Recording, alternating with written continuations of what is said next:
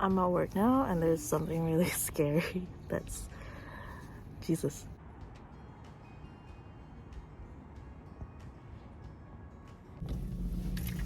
Hi everyone, welcome back. Hello everyone, welcome back to our channel.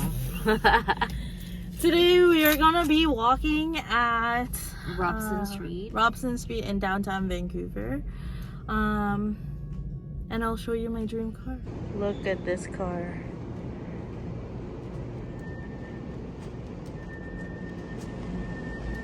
Jesus! What the heck?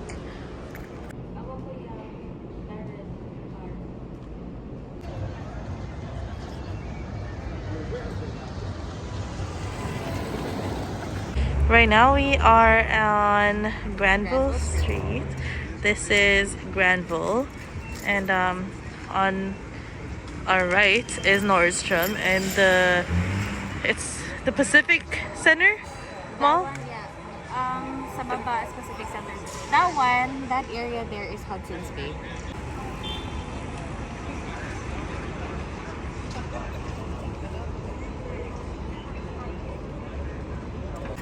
This street is like the entertainment district of Vancouver because there's a lot of concert places.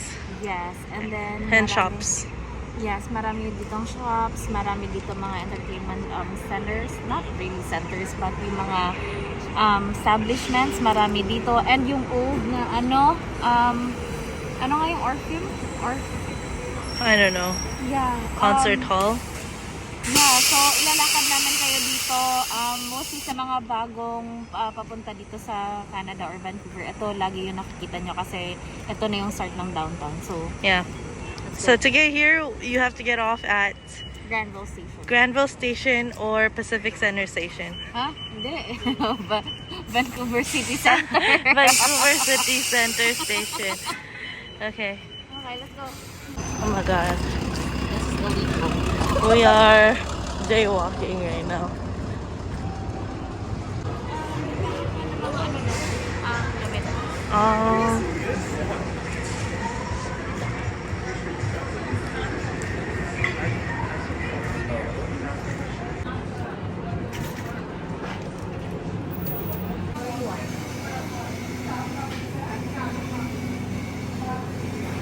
Dito kami to buy coffee muna before kami mag-walk. Yeah. Can I get one grande caramel latte?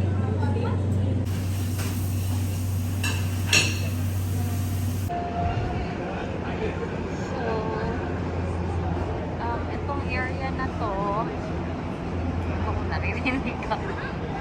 Naririnig kaya ako. Itong area na to, ito pala yung area kung saan andun yung Jollibee. Amoy mo nga na Jollibee, no? Di ba? Mahaba ba pila? Ako din. No? I don't think mahaba ang pila, look. Okay. Marami dito yung parang nagbabas katulad niya.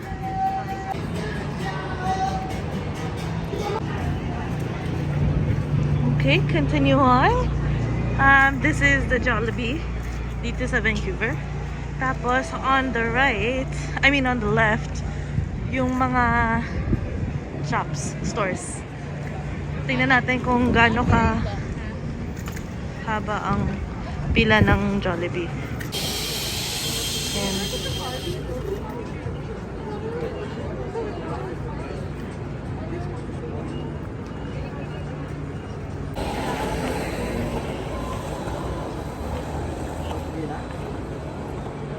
look at the buildings here.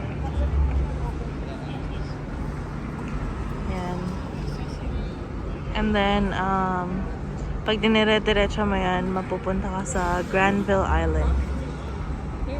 And then, maganda dito sa gabi kasi may mga lights. On the other side, it looks like this.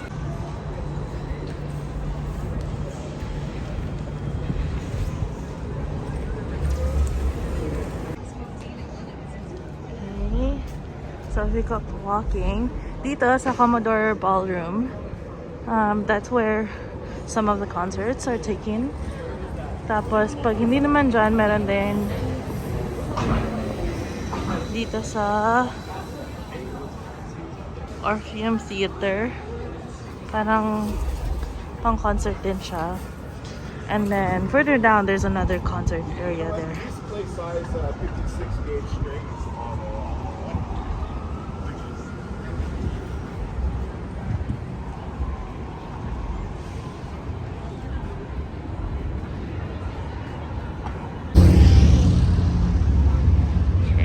Yan, Vogue Theater.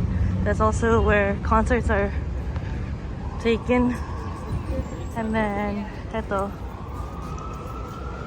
Malaki siyang pub. Kung gusto nyong may ma-meet ng mga Irish people, lagi sila dyan. And then, ayun, sa Colony, meron ding for concerts there. Just wait for the window or up to you.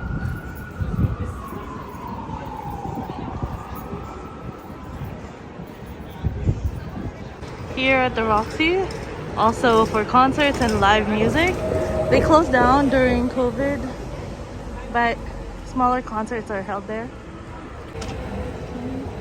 And then pubs, bars, mga food places, and then shopping. Except for Deloitte, that's a company. This area used to be more buildings, but now it's just empty space. They're probably gonna build more buildings there. And then if we continue on, there's just a bunch of food places and shopping. And then if you keep going, like I said earlier, that's going to take you to Granville Island.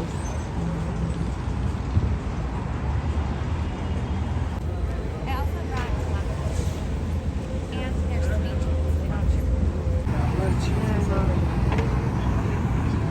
Okay, so we're gonna head back now. So this is just going back the other way, just on the other side of the road. More food places here. This is a Colony earlier.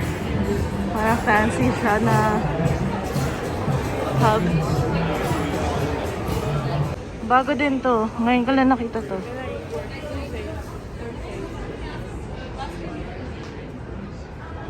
Ito, Deloitte. It's a very good company.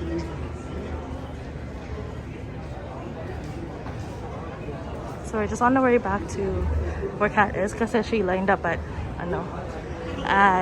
Jollibee. So we're just walking back right now.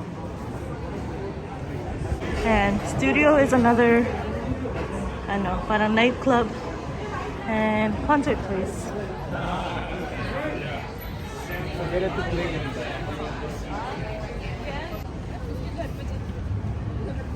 Maganda dito pag gabi, guys. Kasi maraming ilaw. Venue used to be another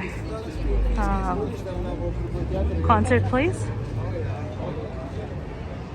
And I don't know what it is right now, but yeah.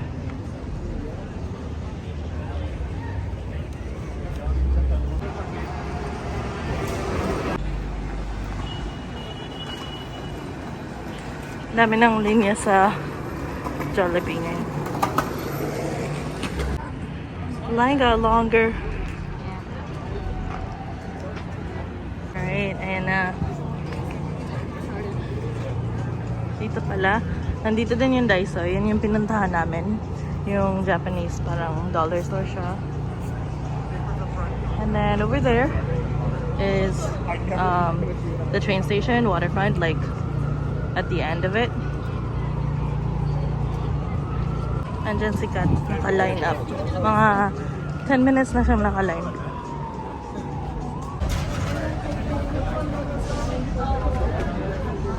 So many people. I know. Yeah, like can't believe. Wait, how long have you been waiting for? Not too long, maybe 15. Well, 15 minutes. Yeah. Pero we're at the edge of the line. Pero there's still a line up inside. Shouldn't be too long though. It's a so. Yeah. Pero wala siyang kainan sa loob, no? Yeah, just for takeout. You can, No, you can't. akala ko they have like, for DoorDash. Oh, no, you can't yet. Oh, that? Yeah, we made it in. So, we're here now at Jollibee. Parang masikip lang siya. Yeah, pero meron pa kasi upstairs eh. Yeah, pero hindi pa open. I think, gusto ko ng chicken, spicy chicken. Gusto ko rin ng burgers eh. Siguro gutom lang ako. But Tapos pupunta kami ng party after nito, guys. Ewan ko kung bakit. Ang dami niyang gustong orderin. yeah, pero gutom na talaga kami. So, I think kakain na lang muna kami before going to the party. Kasi gutom na talaga kami.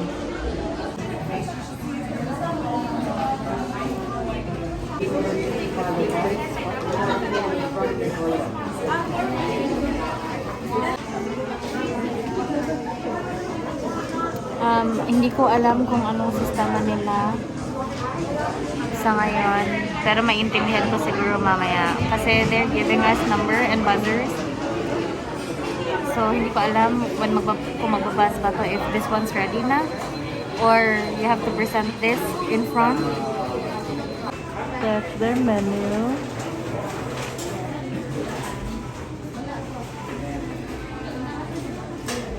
Siguro same lang sa other provinces.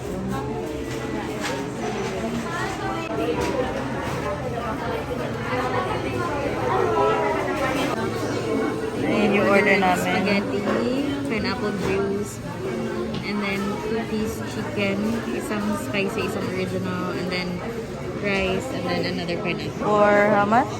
We paid $23.87.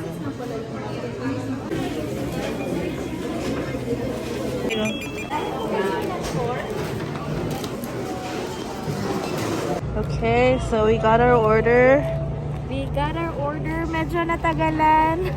Natagalan na nung naghihintay na ng food. Pero the rest was kind of smooth. And then my bump lang at the end, which is fine, I guess. But yeah, I think Kain kami sa car. yeah. So, Also guys, hindi na sila nagbibigay ng ng cutlery, so yeah, so you have to ask talaga. yeah.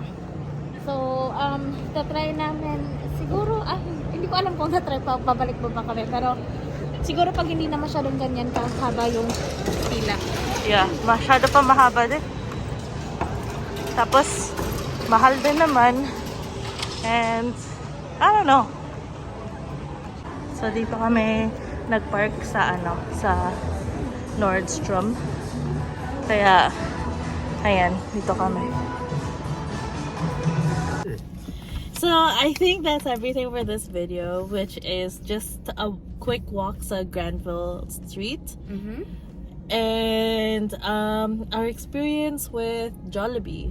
So, rate your experience with Jollibee. I rated it a 10 out of an 8 out of 10. Yeah, same. I was gonna say 8 out of 10. Yeah. It's good it's a good process sa Jollibee. Mabilis Good na. process, good system. Tama. Yeah, mabilis na yung ordering. Medyo matagal pa rin yung wait, mga 20 to 30 minutes depending on the time of day probably. At saka sa line. We went there on a Saturday at 6. 6. So, parang prime time din naman siya for dinner. So, makes sense. And maraming tao ngayon sa downtown kasi maaraw ngayon. Mm-hmm. That's right. So, anyways, yun lang. But we have some exciting news to share with you. We have some good news. Not really good news. It's good. It's gonna be a new thing for us. Because we have reached 300 subscribers! 300 subscribers! Wow, that is so crazy. Kasi, alam nyo, nung una pa lang may mga 20 kami na puro pamilya lang namin. Tapos, lagi kaming nag-aano pag may bago na subscriber. Parang, may bago tayong subscriber! And, Yes. nag-aano kami na, oh my God, 22 subscribers na tayo! 23 na! And now we have reached 300, which is so Crazy for wild. us. Yeah, kasi we did not even think that we would, we would reach any audience Totoo. aside for our family, because this was a way to make memories and to share our life with our family. True, especially our families na malayo sa amin. I mean, wala naman talaga kaming family dito sa Vancouver. Lahat, both sides ng family namin nasa malayo. So, this is one of the many ways na pwede namin i-update sa kanila or ibigay sa kanila. Yeah. But now, our family has grown to 302 members, subscribers on our YouTube, and we are so glad and happy that you are here with us That's true. and are part of our journey, doing whatever. Like right now, our journey is just getting Kat's license, and like, we love it. We love that you're watching us. That's true. And also, we are so grateful sa mga taong nakatulong din sa amin to reach the 300 subscribers. Kasi hindi namin inakala yon. So, malaking pasalamat namin sa Sa mga nag-share ng videos namin, or yeah, sa mga families namin din. This is also like your comments, like the 300 subscribers. It means a lot because, whenever we feel lonely, it's like a reminder that we're not really lonely. That's true. No one is really lonely because there's always someone, and there's 300 of you that we can share our lives with and that you know about us. So that's pretty cool. That's that like true. we never really feel like we're alone. Yes, at dahil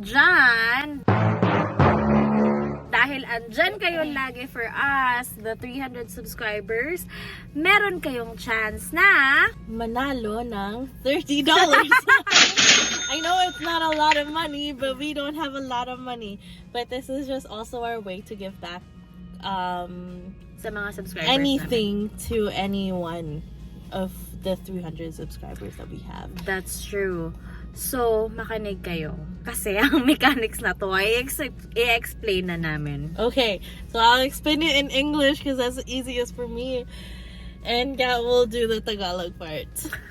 Okay, so the mechanics are you will be able to win $30 if you comment on any of our 7-Minute Sundays, which we post on Sundays. And in our 7-Minute Sundays, we usually ask questions to each other about a certain topic and we answer them. And our only ask is that you comment on our 7-Minute Sundays your thoughts, your answers, or anything, and we will put it in a draw for you to win $30. The winner will be announced on May 2nd, so that's on Monday. And any of the comments will be counted as one entry per video. So if you commented 2 times on the same 7-Minute Sunday, that counts as one entry. One entry? Yeah. Oh, okay. So, ganito yon ang mangyayari. Sa 7-Minute Sundays namin, meron kami mga topics, di ba? So, yung mga topics na yun, may mga questions kami. And, lahat kayo, inaanyayahan namin, ina-encourage namin na mag-answer din kayo at mag-share kayo ng inyong thoughts or opinions or thoughts sa topic na yon. So, kung may mga questions kami, Lahat ng yon sasagutin nyo din sa comments. Mag-i-engage kayo guys. Mag-uusap tayo. Let's get to know each other. I-share nyo yung comments nyo. I-share nyo yung experience nyo with that topic. And may chance kayo na mananalo ng $30. Saan man kayo sa mundo. Kung nasa Pinas kayo, $30 pa rin yan. Iko-convert namin. And we will send it to you by GCash or whatever is most convenient to you. That is right. And sinabi ni Kim na isang 7-minute Sundays na comment, isang entry yun. Yeah. So, may 4 na kami na 7-minute Sundays. Kung magko-comment kayo sa 4 na 7-minute Sundays namin, meron kayong 4 entries. So, and take note, we don't have a lot of comments, so you will really have a chance to win $30. And I know that it's not a lot of money, but we don't have a lot of money. And also, it's easy money. So, at saka guys, hindi to natitigil dito ang $30 kasi habang tumataas ang aming subscribers, mamimigay din kami, pataas din yung aming mga binibigay. So, true. Dahil 300 subscribers tayo ngayon, minus 10, let's make it 30. Mamimigay kami ng $30. Yeah, that's what I mean. So, kung magpo-400 subscribers kami, mamimigay din kami ng $40. So 500 is 50, and when we get to 1,000, we will give away $100. Yes, that's so true. That's true. Yes, so ang amin lang naman talaga guys, since ngayon na-mention na namin na na-feel namin na andyan kayo as subscribers namin, gusto din namin ma-feel at makita yung mga makita namin na nag-i-engage din kayo sa videos namin, like sa part. And since we know that you're there, we also want you to know that we're here for you. Whatever it is that you want to do with your $30, we are happy for you. That's right. So, yun lang guys, mag-share lang kayo ng inyong mga answers sa 7-minute Sundays namin. Mag-share lang kayo ng inyong story sa 7-minute Sundays namin. And may chance na kayo na manalo na $30 sa ngayon sa aming 300 subscribers. True. And every 1,000 subscribers that we hit, it's always gonna be $100 each time. That's right. So, I hope mag-comment kayo. Yeah, or else probably Tita Yolanda will win because she always comments. That's right. But thank you all for watching. I know this is kind of a long vlog, but we wanted to tell you about it. And yeah, just to recap, we will announce the winner on May 2nd. That's right. So, thank you so much all for watching. Sa lahat ng mga nag-subscribe sa amin ni Kim, maraming salamat sa inyo talaga. From the bottom of our hearts. From the bottom of our lungs. Okay. You are the air that we breathe. So, yeah, anyways, uwi na kami kasi I have to poop. And thanks for watching. Hope Thank you watch the guys. next one. See ya!